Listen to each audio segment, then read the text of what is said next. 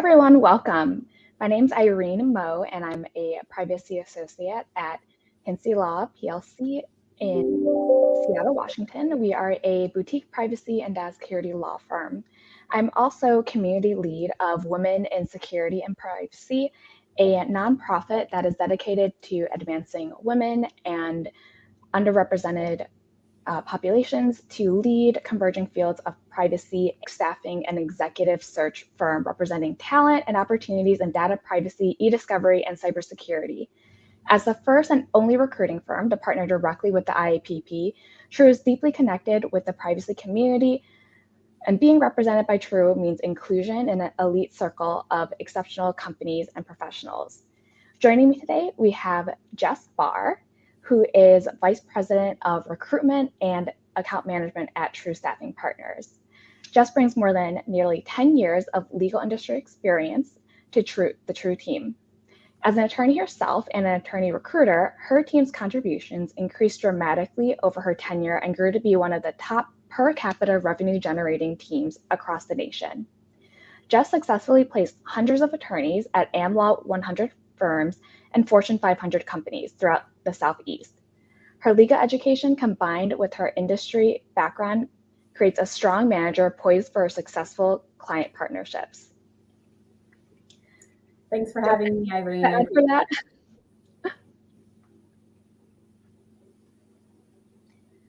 Great.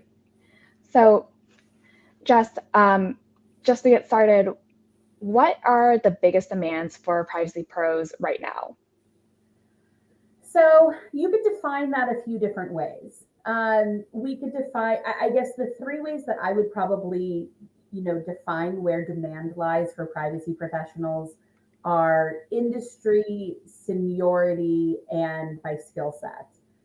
As far as industry goes, the biggest demand for privacy professionals, and I'm painting with the broadest of brushes here, the biggest demand is in any organization that has any sort of B2C, component, any sort of consumer-facing, component of the business is always going to be high demand for data privacy. These organizations have the most to lose, right? Even if they don't, because they have a consumer-facing component. So right. Even if it's an organization that doesn't have the most complex data needs or the most complex risk within the market, B2C organizations are definitely seeing an uptick in demand for privacy needs, whether that's retail, whether that's entertainment, whether that's telecom, anything in that field, we're definitely going to see an increase in demand. And we're seeing that demand coincide with with consumers in the US at least becoming a little more savvy about and concerned with where their data is, how it's being used, and where it's going. I don't know if anyone remembers, but about maybe 3 or 4 years ago now, we saw that Apple iPhone campaign on TV about the iPhone, and the whole campaign was solely just about, the commercials were only about the iPhone being the most secure phone out there, right?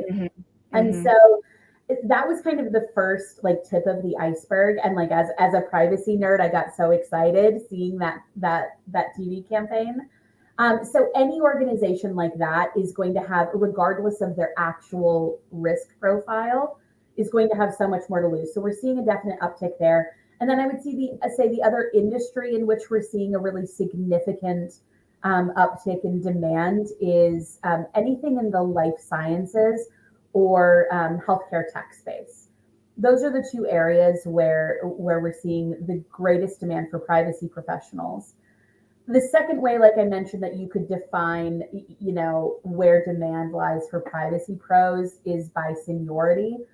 And the seniority depends on the privacy program maturity within an organization.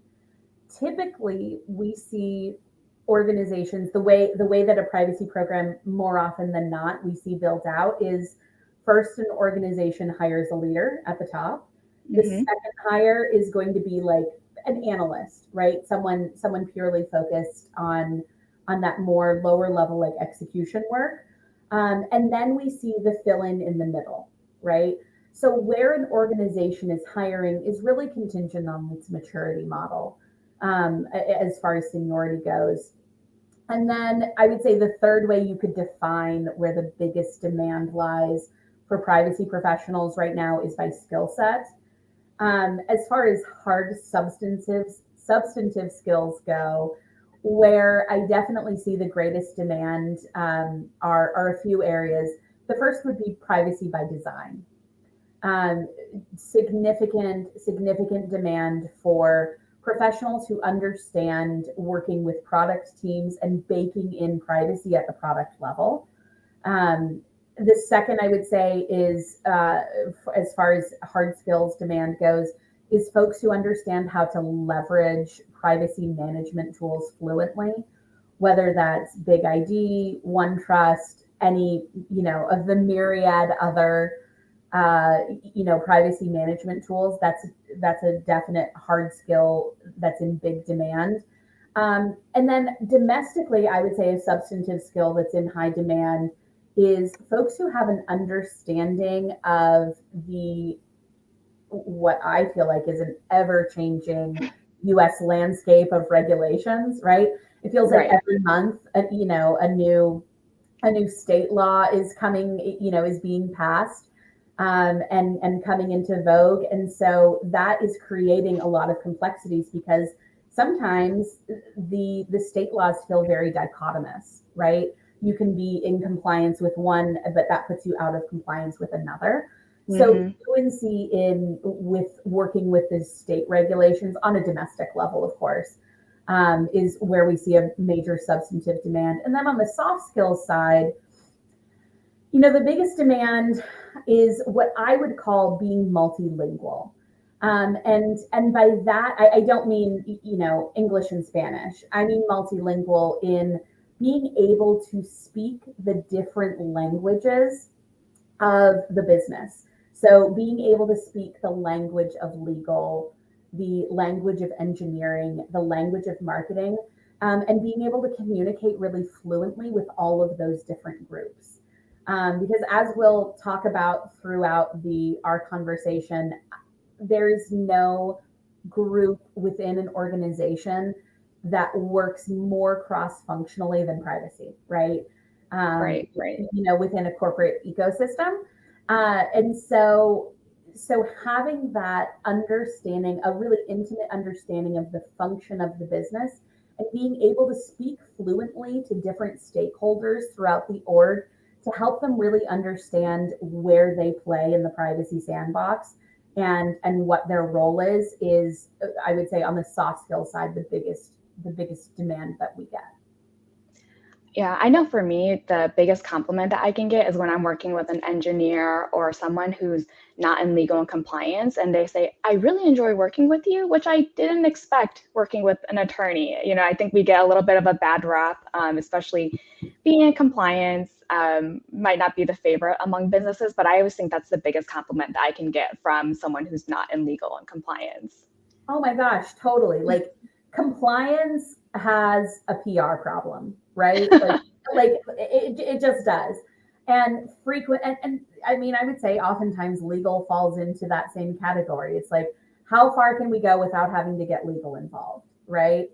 Right. And so being able to kind of break down that barrier, of not speaking legalese, right? And being Hmm. able to meet different groups where they are and not just speak their language, but really understand where they connect into the business. That is totally what separates a very good privacy practitioner from a truly excellent one.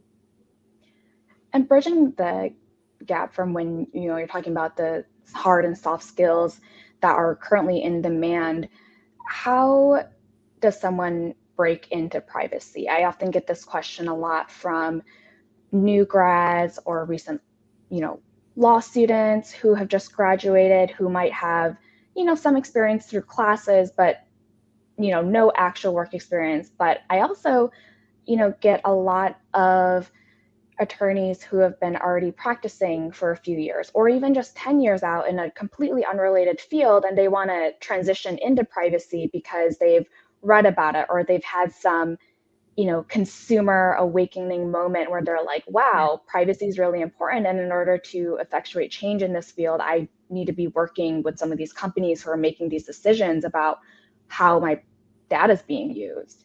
Sure, sure. Yeah, let's talk about breaking into privacy because it's very different depending on where one is in her career, right? So breaking into privacy as a new grad, definitely the easiest. Like that's the lowest hanging fruit. So if anyone is currently in school or going to be graduating soon or recently graduated, um, that's the lowest barrier to entry for a few different reasons. Number one, you're like pragmatically, your compensation expectations reflect an entry level role, right? And so that makes it a whole lot easier than if you're, if this is like a second career type of situation. But I will say, as an entry level, and you'll hear me echo this throughout our conversation, but getting certified, these certifications are so valuable. They show when you don't have the work experience, those certifications show that you're invested in this industry, that you have some baseline knowledge, and that you're willing to invest in yourself and in your future. And the signaling that sends to a prospective employer is very strong, particularly when there's not a lot of substantive experience to back it up. For folks who are still in school, whether that's in college or in law school, um, a couple things that I would say to do. Number one, grab internships in the privacy space. Privacy tends to be chronically underfunded within corporate ecosystems. So privacy professionals will love to have interns, and that is a great way to get a tremendous amount of exposure and get your hands dirty. Um, and if you are still in school, see if either your law school or your college has a privacy course. If not, Mm-hmm. there are a couple ways around that. Number one, there are a tremendous amount of law schools right now who are starting to offer privacy courses, which I would have killed for when I was in school. So see if you can take, if your school doesn't offer one, see if you can take an online class, at another law school, or audit a class, or do an independent study, which most schools now you can do independent study remotely. Uh, Mm-hmm. and so do an independent study with a privacy professional, and supporting them. And I love an independent study for that reason, because you can really tailor what you're going to be focusing on towards your career goals. So those would be my suggestions for people who have freshly graduated, um, or are still in school. It's a little bit of a different conversation for folks who have been out of school for a little bit. Because, I mean, again, going back to the pragmatic perspective, presumably you've built up a lifestyle, based on like a compensation and things for an experienced professional in your field. So being realistic about what a step back or step sideways may look like, right? If you're changing industries completely, I would still strongly encourage those folks to get certified. As we talk about certifications, I would definitely say that if someone has a law degree, I think the lowest hanging fruit for a certification, and perhaps the one that might be easiest to get, is the CIPP-US. Mm-hmm. All of the CIPP certifications for the IAPP, those test your knowledge on what the law is. So there's CIPP US, E for Europe, C for Canada, A for Asia, and so on. And so if you are a legally trained professional in the United States, then I would say the easiest one for you to get is going to be the CIPP US. And then if you're a more operationally focused person, or if you want to complement that regulatory knowledge with another certification, I would say the second best one to get is the CIPM. Mm-hmm. Um, And that one takes that regulatory knowledge and tests on how it manifests in the workplace. How does a privacy program actually operate in real life? So those would be the two certifications that I would tell folks who are experienced in trying to break into privacy to focus on. And then the other thing that I would say to do is within your current organization, just become visible to the privacy team or the privacy ecosystem or resources. There are so many ways that you can do this.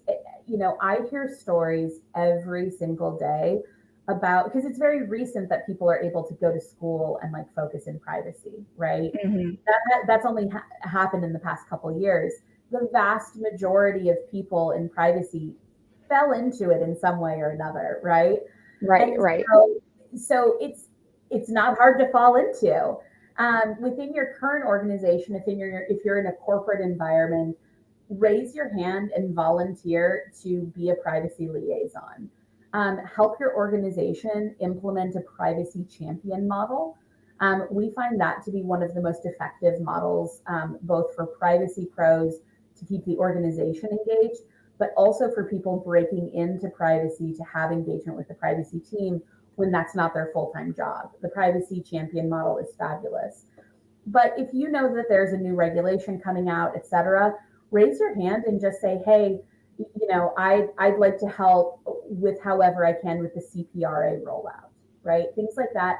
Anything that you can do to get your hands on some substantive skill set will really go a long way for experienced professionals in helping them segue into privacy. Great. And I want to sort of circle back on new grads or maybe students who are still in school looking for their first privacy role.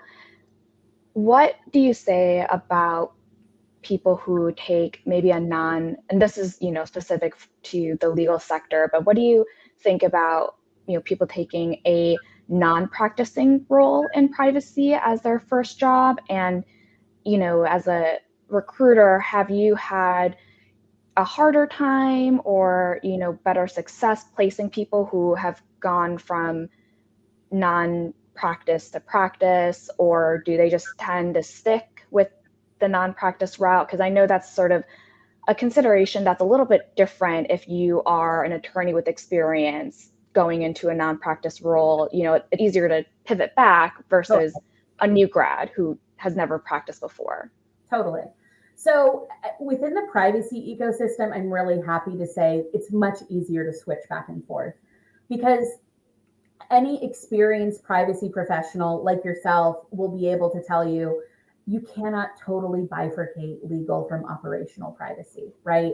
I mean, there are certain things that, fall squarely within, the legal side and a couple things that fall squarely within operational. But the Venn diagram of overlap between legal and operational privacy is so significant that they really can't be bifurcated. I find that it's much easier for attorneys to toggle back and forth between legal and operational roles, and than it is in other industries. So I totally encourage someone, if you can get, if an analyst position, a privacy analyst position is what is available to you as a recent grad and you know that you want to focus in the privacy ecosystem, take it.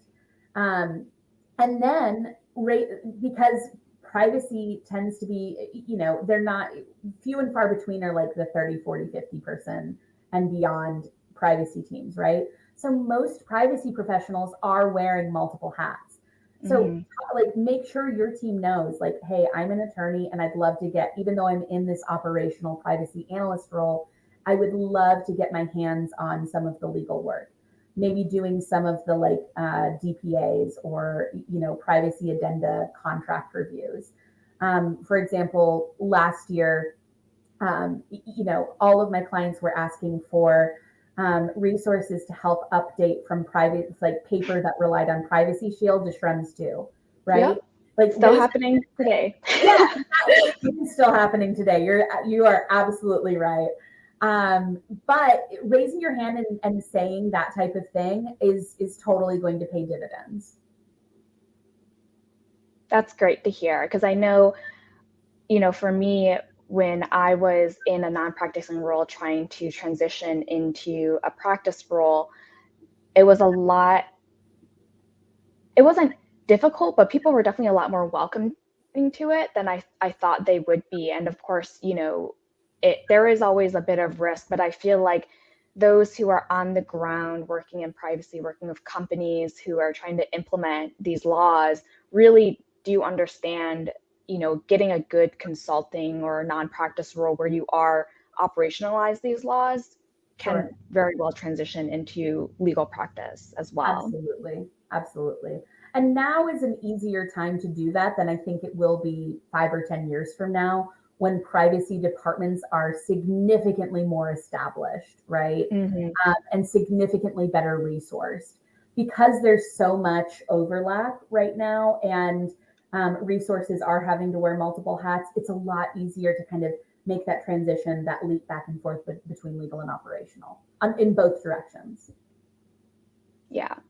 And on the other side of the job search, how do you best attract the best privacy talent? Because, looking on my LinkedIn page and, in my inbox, there's just so many open privacy positions out there, like pages and pages, where I remember coming out of law school, I felt like if I didn't apply for one privacy position, I got a little bit of FOMO because I was like, oh, this is the only one that's popped up in a while, whereas now it's just like there's so many jobs open. Totally, totally.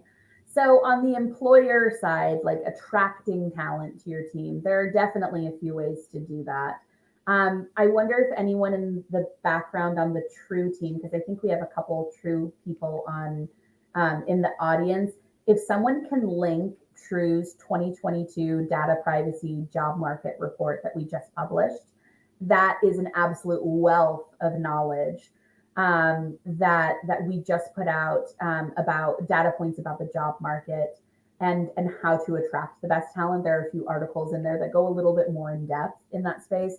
That's valuable for both job seekers and hiring managers. So I definitely recommend taking a peek at that.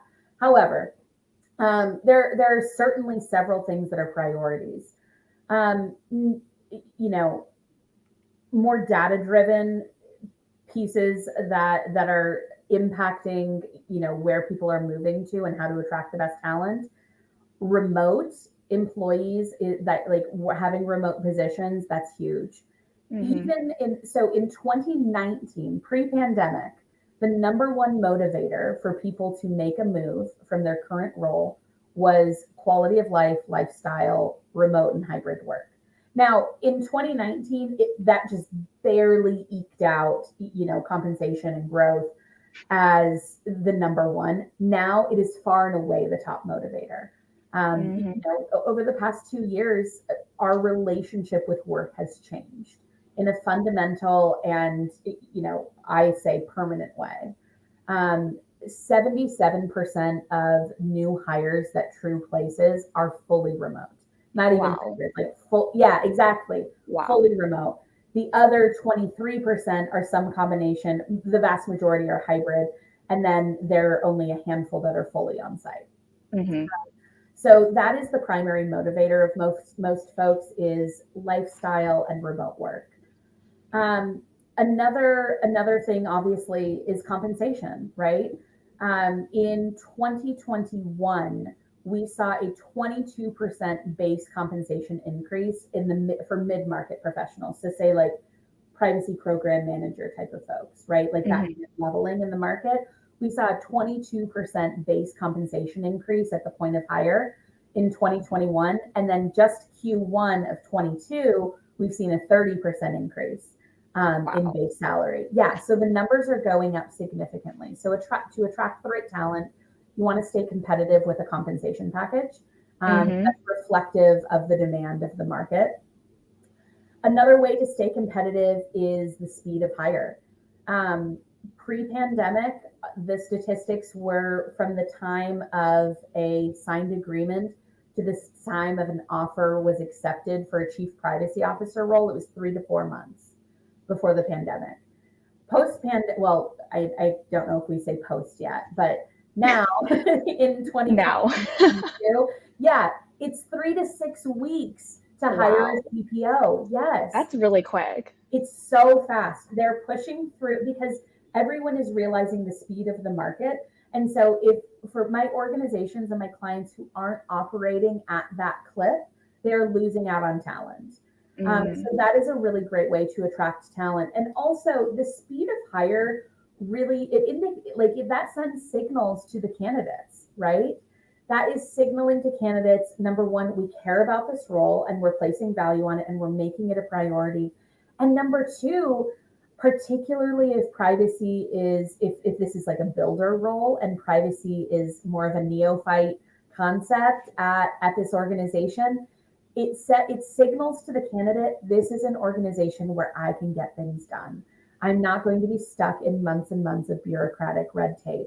Like the speed of hire indicates, like, is signaling to the clients that, like, this is a place I can go to accomplish things, right? Um, and then along, I would say like a cousin to speed and compensation and remote is a data point that I just want to share.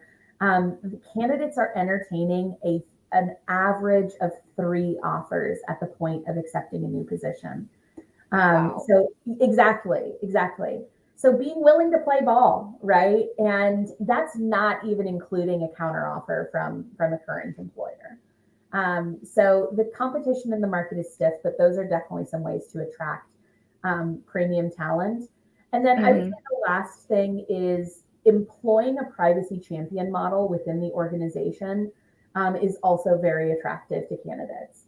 I know we touched on that before, but having resources embedded in the business who are advocates of privacy, even if they're not FTEs in the privacy center of excellence or the privacy office, um, having those resources, or at least being open to, hey, we'd love you to help us implement this because we see the value in it, that is going to perpetuate so much more success. That sounds great, and especially for, future privacy professionals and those who are in the industry, continuing to be a competitive market and, looking at job positions across the field. Totally, totally. When you mentioned, investing, companies wanting to invest in privacy now because there's very rare a company that's not a data company now, when you Mhm. really think about it. Another area of investment that I think has popped up in the last couple years, maybe more heavily or maybe just more in the media, is diversity and inclusion. And I think recruiting and hiring diverse candidates has been a goal of, the industry for a long time. But something that I don't think gets touched on a lot is being able to actually retain diverse and inclusive talent, just because, once you get them in the door, you also have to actually make sure they feel comfortable, they have a good work environment. Can you touch a little bit on that based on your experience working with different clients and placing candidates at companies? Absolutely, absolutely. So this is a topic that is a huge priority and item of importance on the True Team, and something that we talk about a tremendous amount. Um, True, our executive in our company, our executive leadership team is 71% female. And our executive level privacy placements are 50-50 male and female. Yeah, so we're really proud to say that we provide an equal opportunity. Um, Something that is a major priority for us on our team is doing our part to chip away at the gender pay gap. As a recruiter, I'm uniquely situated to know how much people are making in the market, and I also know what an employer will offer, and where, what are the levers that we can pull when it comes to creating a competitive package. So that unique place in the market creates an incredible opportunity for us as, privacy recruiting professionals to get it right, Mm-hmm. and to do our part to chip away at that gender pay gap. The most recent IAPP survey is that men are paid 9% more than women. And that's not, like, we're still not there yet, but that's an awful lot closer than a lot of other industries. And so I think we're making strides in the right direction. Um, as a younger industry for privacy, we have an opportunity now to do it right on the front end, right? Instead of what so many other industries are doing is trying to compensate on the back end and figuring out, internal equity and, that kind Mm-hmm. of thing. We have an opportunity to do it better on the front end. So are we at complete pay parity across the privacy ecosystem? No, not yet. However, the I'm optimistic about the strides that we're making, and that is such a good reason to be represented. I think women and minorities having representation in the market, so that you have an advocate in your corner, that is going to that takes this call seriously and is advocating on your behalf and knows that you're not going to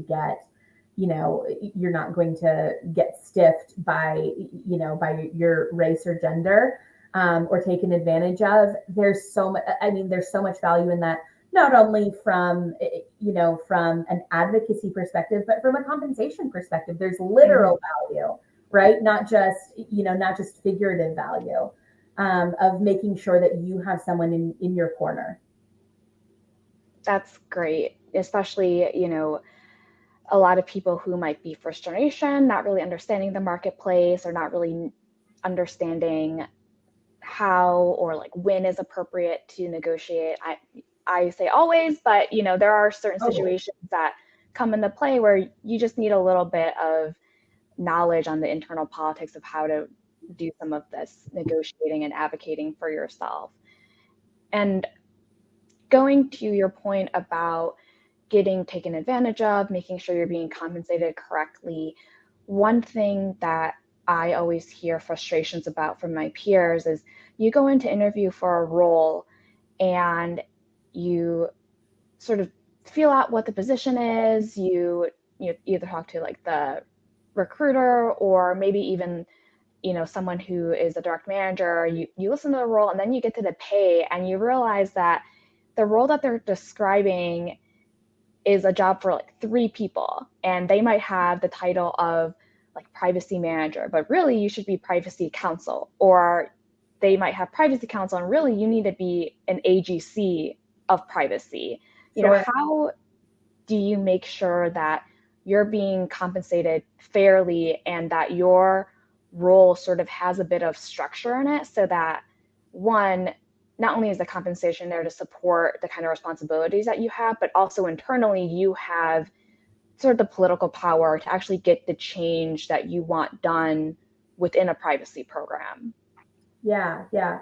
So the bait and switch, which I think is kind of what you're getting to, is, I mean, that is a really common complaint that I hear from candidates.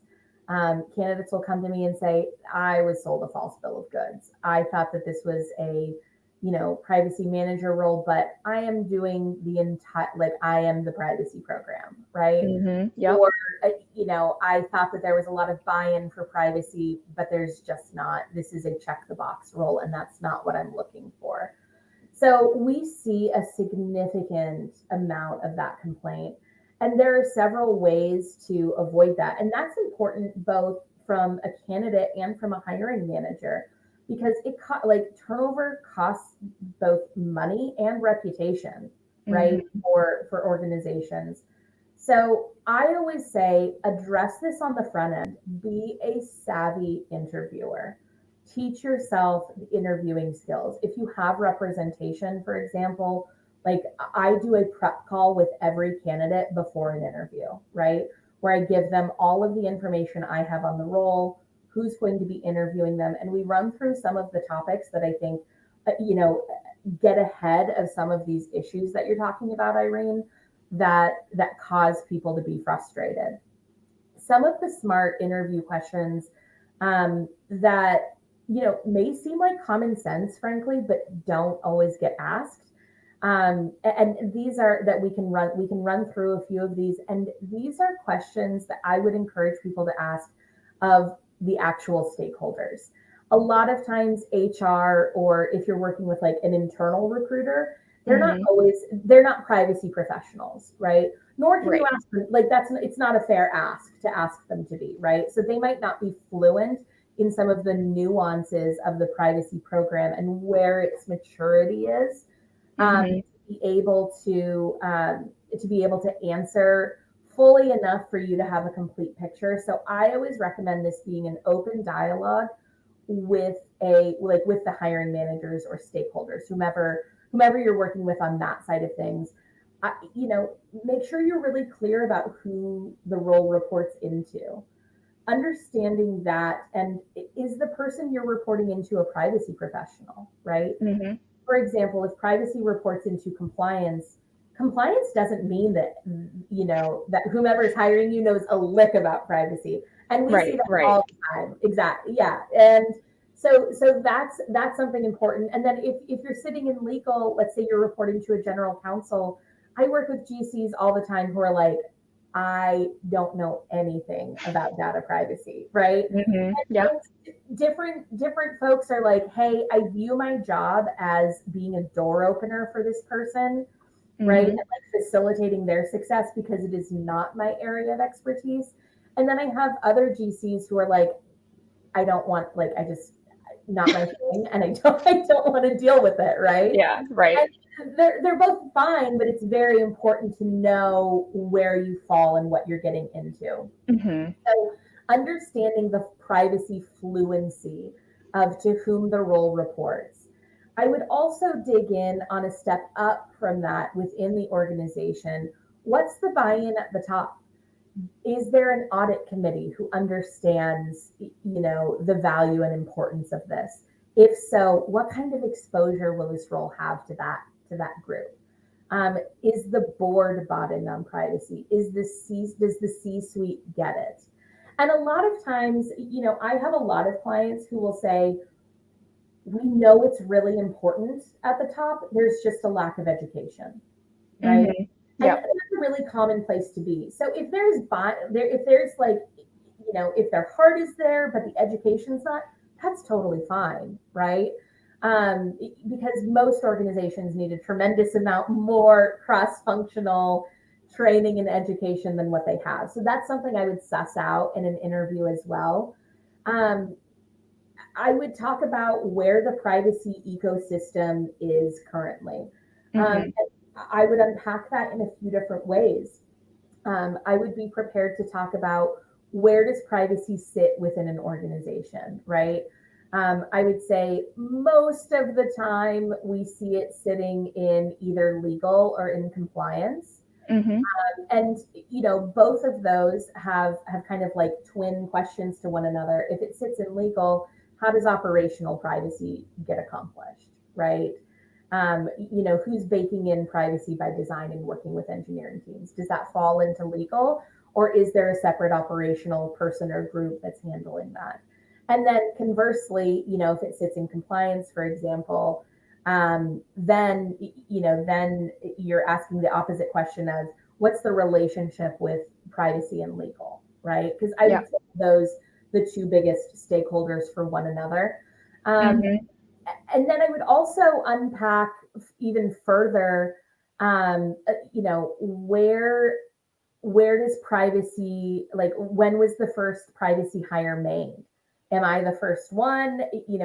What are some of the privacy resources that are baked in the company? And how can you show me how you have grown privacy? And some organizations, I have clients who will be very clear. They're like, we're just dipping a toe in the pool and we need a builder, right?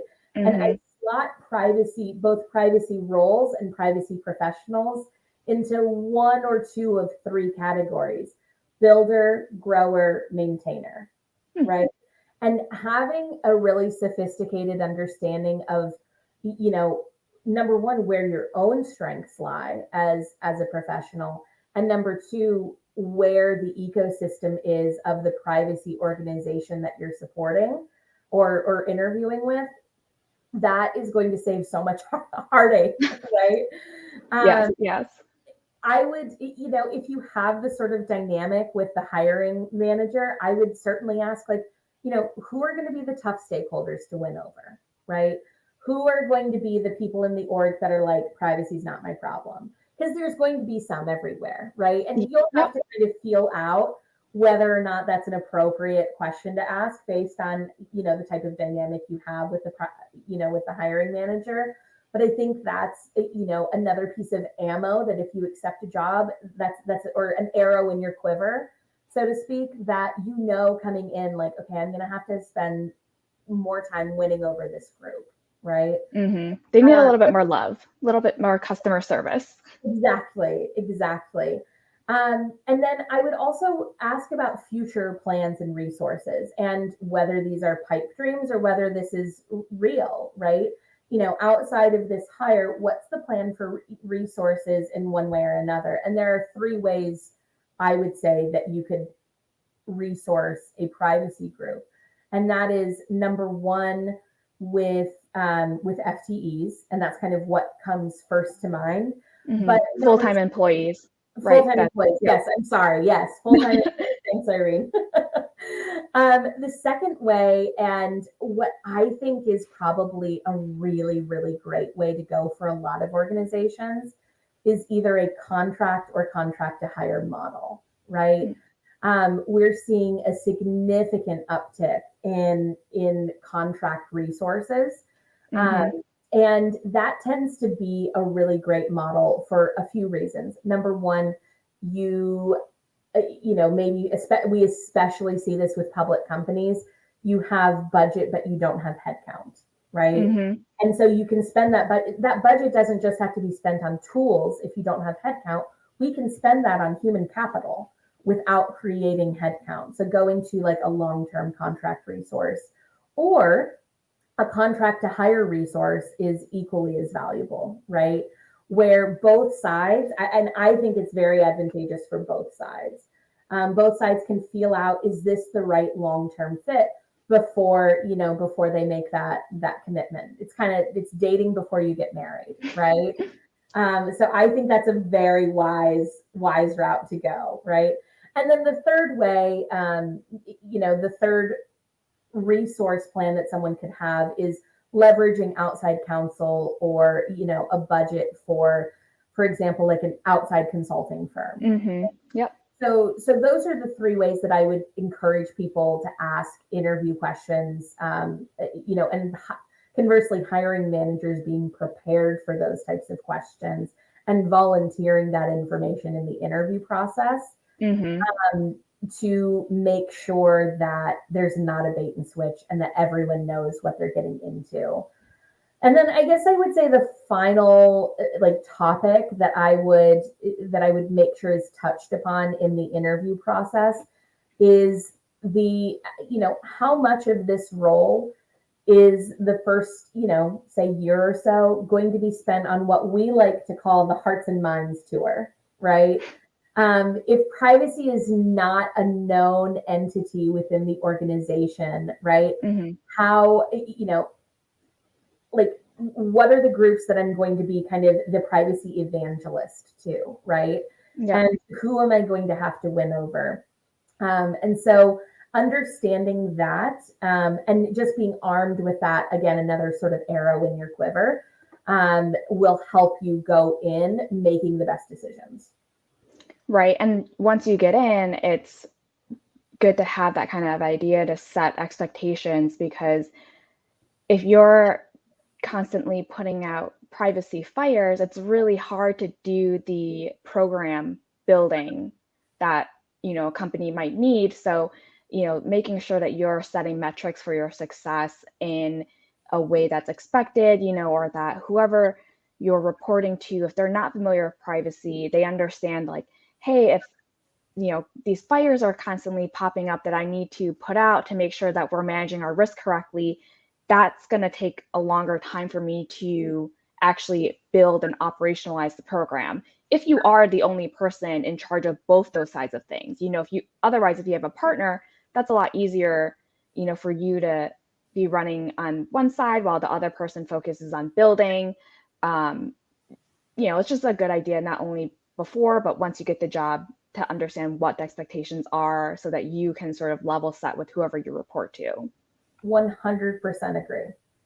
Could not agree more. Is going in with everyone kind of understanding where things are and how quickly things can progress. That is one of the best recipes for success to avoid that bait and switch pitfall that we see within privacy. And again, going back to like making sure you're talking to the right people about this. And, you know, because there are people in the organization that throughout the interview process you'll chat with who don't like it's, you know, just don't have that understanding. And if you're working with a recruiter, that's something that a good recruiter will be able to talk to you about. Yeah, and that's a perfect segue to sort of a higher level question that we had. Okay. Can you explain what working with a recruiter looks like from beginning to end? You know, I know that I get reached out to a lot of recruiters. Not that I'm looking, in case my employer is on this call. I'm not looking, but I do get reached out to a lot of recruiters a lot. What does that look like if you're a candidate working with a recruiter from beginning of your job search, you know, all the way to when you sign an offer letter and maybe even after you sign the offer letter? Yeah, I'd love to unpack that. So working with a recruiter, first of all, it should be a positive experience and it should take stress out of your job search, not add stress to your job search. If you find that you're working with a recruiter who is making your life more stressful, not less, you're working with the wrong person. So the kind of the process of working with a recruiter is that we, for example, I'll use True as, you know, as an example. We have a dedicated team of privacy recruiters. They are going out and they're seeking out privacy talent in the marketplace. Most of the time it is with a specific role in mind, right? Sometimes it is, hey, you're just absolutely killer. Your talent, like your skill set looks fantastic and we want to get to know you. Most often I would say though, it is with, you know, like, you'd be perfect for this role that we're working on, right? So they'll reach out to you, want to set up a time to chat. During that initial conversation, give them the real, right? Have a really candid conversation about, you know, motivations and things like that, and you know what you're looking for. Share your resume with the recruiter in advance of the call to make the most out of that time. A good recruiter will absolutely never send your resume anywhere without talking to you first.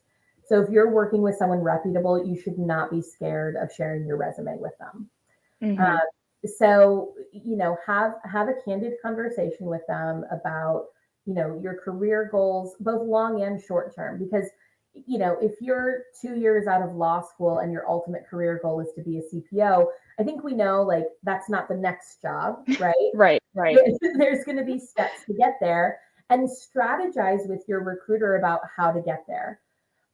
If, for example, at True, if we have a position on our desks right now that would be a great fit for you, or a client who, you know, we have a relationship with that we can send proactive folks who we know would be a great fit for their culture and their ecosystem, and, you know, and their industry, then we'll say, hey, can we send your resume here? Here's the scoop on the role. Here's a job description. Let's talk about the compensation up front, because that should never be a conversation that waits for an offer, right? And then if an employer, a prospective employer, wants to talk to a candidate who we made the introduction for, then our scheduling team will reach out. Hey, what's your availability? They'll take care of everything and put it on your calendar. And like I mentioned before, we do a prep call with every person prior to an interview, right? Wow.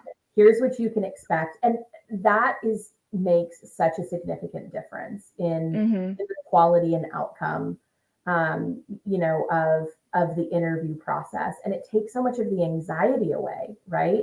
Because interviewing, it's a use it or lose it skill. It is not like riding a bike. There are people who are naturally more inclined to interview well than others. However, it's definitely, it takes practice. So running through some, you know, some questions, concerns in that prep call pays dividends. And then if that position is the right fit, great. We've made a love connection, and we'll hopefully that leads to an offer. And we walk you through the balance of that process. If that doesn't end up being the right role, then we'll keep you in mind for subsequent positions that would be a good fit. Mm-hmm. So that's a little bit about like the actual recruiting process and what someone can expect from like from a step-by-step perspective of working with a recruiter. And are there sort of best practices as a candidate? What do you expect as a recruiter out of them? Or are there certain candidates that you are more willing to work with than others? And then also, as a candidate, are there costs to me if I were to use a recruiter to find a position? Sure. So we'll tackle the second question first. The second question, are there costs to you? No. Our clients retain us. And they view us as a valuable partner to their business to help augment their privacy program, whether that's FTEs, full-time employees, contract to hire, or contract resources. So there's no cost to the candidate whatsoever. As far as, what I expect from a candidate and what a candidate should expect from a recruiter, what I expect from a candidate, proactive communication. If you see something that is exciting to you, that, you see like True has posted or, whatever, say, hey, Jess, what's the scoop on this role? I'd love to hear more about it. We work at the level of your urgency. If you're in a get me out of here tomorrow situation, that's a different relationship with a candidate than, hey, I'm more opportunistically in the market, just kind of keeping an ear to the ground if like my dream job pops, right? Those are two different candidate relationships. I expect you to be honest and transparent about what your needs and priorities are. Everyone is motivated by different things. Some people, especially on the front end of their career, are like, I need to pay off law school. Like, I'm in it for the money, right? Yes. And there is no shame in that. That's completely fine. That's what we'll try and maximize out of your job search. And then some people are like, hey, I'm in this I need a different lifestyle. I've had some like family changes. My lifestyle needs to shift a little bit. My relationship with work needs to shift a little bit. Some are, hey, I need a bigger purview, than what I have now. I have a remit that is just the US, and I want a remit that has a more global footprint, right? So there's myriad different factors and motivators. So be honest, be transparent. Don't be ashamed of what's motivating you. There's not a right answer. If it is honest, you will get a better fit, right? And then I would say the other thing is communicate with us on what you have cooking in your personal job search, right? Some people use a recruiter, and especially folks who are more passive in the market and are like, I'm not even applying to jobs on my own, and I just have my relationship with my recruiter, and that's my job search, right? But if you're in a very active job search and are interviewing on your own, especially if you're in an active interview process with a client of your recruiter, make sure you tell them that, because the worst way to lose a job or to lose a candidate on the hiring side is to timing, right? That's just that sucks. It's just the worst. So if you say, hey, if you're working with me, Irene, and you say, hey, Jess, like, I'm excited about this role you're having me interview for. Just so you know, I'm going into final rounds elsewhere this week. I would expect, if this goes well, I'll probably have an offer in about a week. That's info that I take back to my client and I say, hey, we have about a week to wrap this up. We got to keep the pedal to the metal. So keeping that line of communication open, it's not like a separation of church and state thing. Like, keep your recruiter looped in. And then conversely, what a candidate can expect from their recruiter: communication, honesty, market insight. You should expect to know when, how is a client perceiving your resume? We get varying degrees of feedback, of granularity of feedback from clients, and varying degrees of feedback when it comes to a timeline. Some clients are very quick to provide feedback and some aren't. but you should expect to know, what's happening and, who your resume is with. You should expect that communication. You should expect your recruiter to be honest with you. I'd rather my recruiter give me the real than, and be able to pivot or readjust my expectations and Mm-hmm. apply for jobs and spend all of the time interviewing, because that's a time investment. I mean, it's an Uh, emotional labor too, because yeah, sometimes you don't hear back, or, sometimes you end up hearing back and then it doesn't work out. So it's a lot of like emotional as well as actual time it takes. 100% agree, Irene. So that honesty from the recruiter up front is an expectation that you should have. Hey, I think you need to make these tweaks to your resume. Hey, your expectations are not aligned with the market. Here's really where the market is, which segues to number 3. I would say the other kind of top expectation that candidates should have of working with their recruiter is market insight, right? If you are working with a privacy recruiter, it should be someone dedicated to privacy, because it's such a unique ecosystem, right? Our entire team of privacy recruiters, they're fluent in the privacy market. And they should be able to say, here's where we're seeing the shifts. Here's where Mm-hmm. we're, that type of thing, to empower you to be a more sophisticated consumer of the privacy market, and to go into interviews and even go into your new job empowered with, I am where I am supposed to be, and I know my value and I know my worth. Yeah, and that's so important because sometimes, from personal experience, I get reached out to for jobs that are just, wildly inappropriate for my skill set. And I'm like, if you actually read my LinkedIn and like knew the kind of experience and like role I currently have that I have, you would never ask me to apply for this kind of position. Sure. And we only have a couple minutes left, so I want to make sure we address some audience questions. So first one is that a lot of privacy rules require, 3+ years of experience plus familiarity with privacy management software. How do you get over that? And then I think a related question to that too is, if you're applying to a job from a different sector, any tips there? So sort of just like going back to like not having experience but applying to a job that might require one. Yeah. So when it comes to recruiters screening for years of experience, we do that a whole lot less than like a direct employer would, because we're trained in privacy and we're not generalists.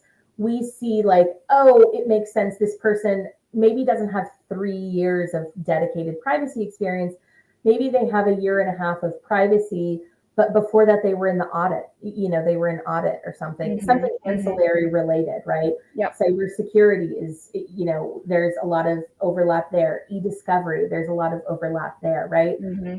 So, you know training on ancillary related industries is also valuable. Another way to kind of overcome some like hands-on years of experience is going back to like getting certified, or, like I said earlier, raising your hand. And even though I sit on the marketing team, right, I raised my hand and said, hey, I really want to, become a privacy champion. Um, and so even though that might not be your full-time job, lead with the privacy work on your resume and make that really clear. Don't make someone go digging for it. So any sort of related experience, bubble that up to the top of your resume, make it plain. And when you're talking to a recruiter, even if someone reaches out to you on LinkedIn, in your reply, say, hey, I've been dedicated in privacy for 2 years, but before that, and being able to tell your story in a really fluent way that kind of connects all the dots and shows your journey, that's going to pay dividends when you don't have like an exact number of years of experience. And, is this something that a recruiter will help you advocate for if, a client's like, this is not exactly the right candidate, we're looking for, what? Yeah, the short answer is yes, totally. If you have a good recruiter who, if I have someone who is checking most of the boxes, I know is the right culture fit, and HR is asking for 6 years of experience and this person has 4, I am going to advocate for that person if I know that they're strong and I know that what they have done in those 4 years levels them up to this type of role. 100% will advocate for people. Awesome. Well, we are at time. Jess, I really want to thank you for the wealth of knowledge that you've brought. And I know that this event, has been super valuable and definitely answers a lot of questions that I know I get reached out to a lot. There are other questions that have been put in the chat. Is there a resource that True Staffing can offer to sort of help these other people get their questions answered since we couldn't get to them here? 100%. I just scrolled through the comments and I saw my colleague, Brittany Hall, who is one of our privacy recruiters. She is on this chat. Reach out to Brittany or any of the other recruiters on the True team. That's Lauren Straight, Michelle Shannick, Amelia Chanel. Reach out to any of them and they can get you started on working with the team and answering any additional questions. Great. Well, thank you again, Jess. Again, my name is Irene, and I'm a community lead at Women in Security and Privacy, a nonprofit advancing women and underrepresented populations in security and privacy. Awesome. Thanks for the opportunity, Irene.